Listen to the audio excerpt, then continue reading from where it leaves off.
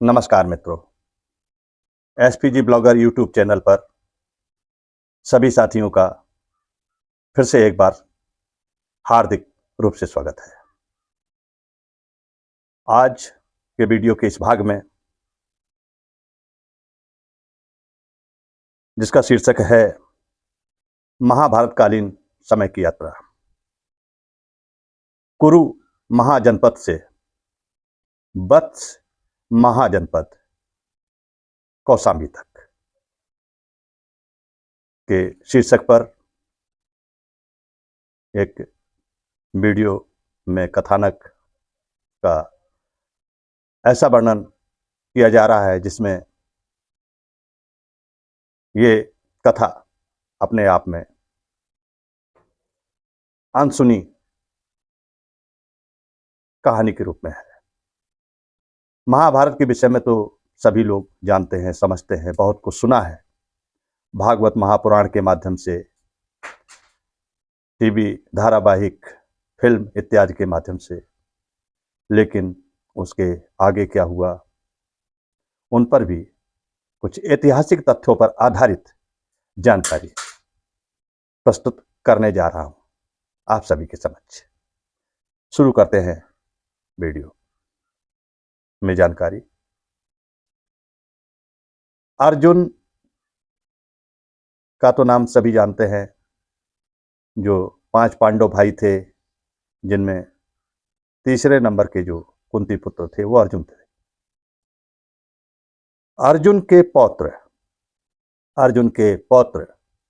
राजा परीक्षित, अर्जुन के पुत्र अभिमन्यु और उनके पुत्र राजा परीक्षित, और परीक्षित के भी पुत्र हुए जिनका नाम था राजा जन्मेजय, और जन्मेजय की तीसरी या चौथी पीढ़ी में एक राजा हुए जिनका नाम था बीचच्छू ने अपनी राजधानी को हस्तिनापुर से हटाकर वत्स महाजनपद कौशाम्बी, जिसको कौसुम्बी कहा गया है, यह स्थान प्रयागराज के गंगा यमुना के संगम स्थान के लगभग 56 किलोमीटर क्षेत्र में दक्षिणी सिरे पर फैला हुआ है। यहां पर इन्होंने अपनी राजधानी स्थापित की।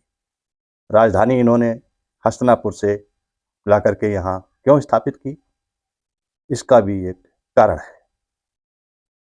हस्तिनापुर राजधानी, जब महाभारत काल का युद्ध हो गया और उसके 36 वर्षों के बाद में द्वारकापुरी का भी पतन हो गया और भगवान श्री कृष्ण अपने धाम को चले गए और पांडवगढ़ भी हिमालय यात्रा पे चले गए।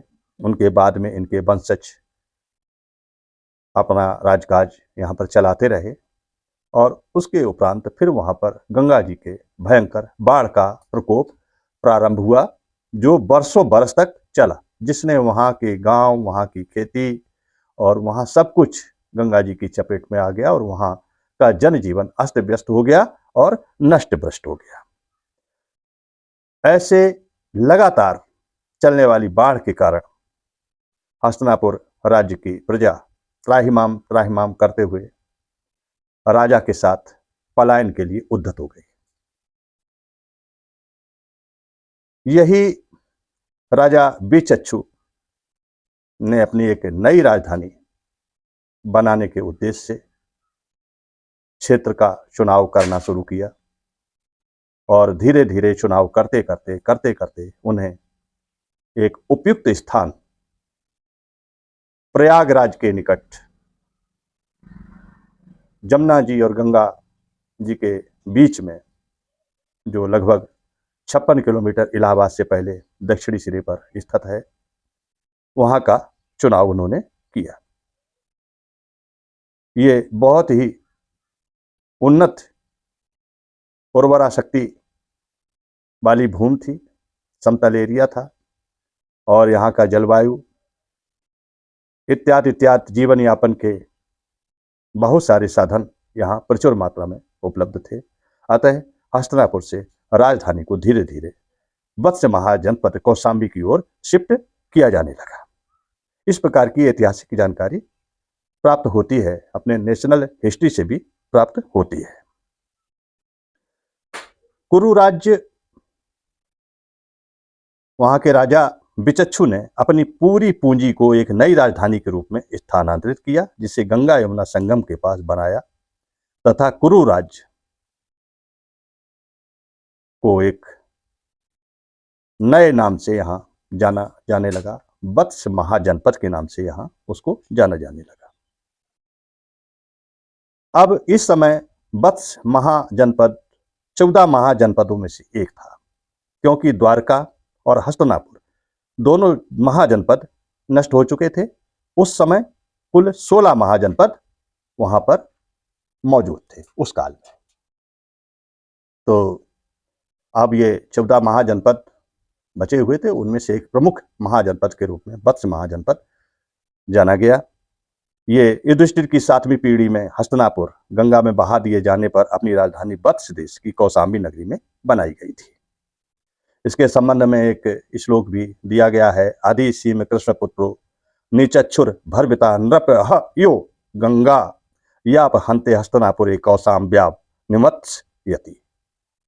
अर्थात भयंकर बाढ़ की चपेट में आ जाने के कारण हस्तिनापुर वहां की प्रजा अपनी नई राजधानी के रूप में वत्स महाजनपद को बनाया। इस प्रकार का इसका अर्थ है। इसी वंश की 26वीं पीढ़ी में राजा उदयन थे, बड़े प्रसिद्ध राजा हुए। इतिहास में उनके विषय में बहुत कुछ लिखा गया है।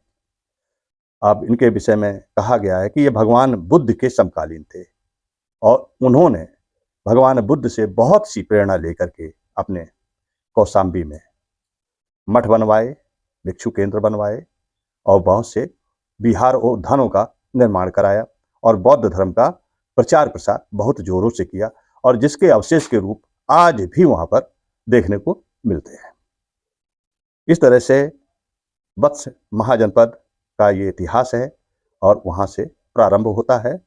मौर्य काल जिस समय अपनी चरम पे था, उस समय कौशाम्बी वत्स महाजनपद का भी अपना बहुत बड़े रूप में अस्तित्व था। इस प्रकार से ये वहां का इतिहास है। ऐतिहासिक जानकारी प्राप्त होती है कि ये जो हस्तिनापुर से वत्स महाजनपद के लिए जो स्थानांतरण ये प्रारंभ हुआ, तो ये कोई एक दिन का कार्य नहीं था, क्योंकि उस समय साधन बहुत सीमित थे और यात्राएं सब धीरे धीरे पड़ाव लेकर के धीरे धीरे पैदल और जानवरों पशुओं की सहायता से ही यात्रा की जाती थी। अतः ये पलायन हस्तिनापुर से जो प्रारंभ हुआ वो कुरु राजा जन्मेजय के समय से ही शुरू हो गया था तथा इनके पुत्र, पौत्र और प्रपौत्र मतलब राजा बिचच्छू जो इनके चौथी पीढ़ी में हुए, उनके समय तक ये पूर्णता वत्स महाजनपद कौशाम्बी में स्थानांतरित किया गया। और एक बड़े राज्य का जब स्थानांतरण दूसरे स्थान पर हुआ है तो समय तो कम से कम 3-4 पीढ़ियों का लगा ही होगा, क्योंकि तेज गति का युग तो था नहीं आज के तरीके से कि यहाँ से उठा करके वहाँ तेजी के साथ साधनों के माध्यम से शिफ्ट कर दिया जाए। उस काल में आवाजाही के जो साधन थे ये बहुत ही सीमित थे और इतिहास में ये स्थानांतरण, कुरु राज्य का स्थानांतरण वत्स महाजनपद के रूप में यहाँ पर शिफ्ट होना एक ऐतिहासिक बड़ी घटना है। मित्रों, आज के वीडियो में बस इतना ही। आगे फिर इसी प्रकार के किसी वीडियो के साथ मिलते हैं ऐतिहासिक जानकारी के साथ। नमस्कार।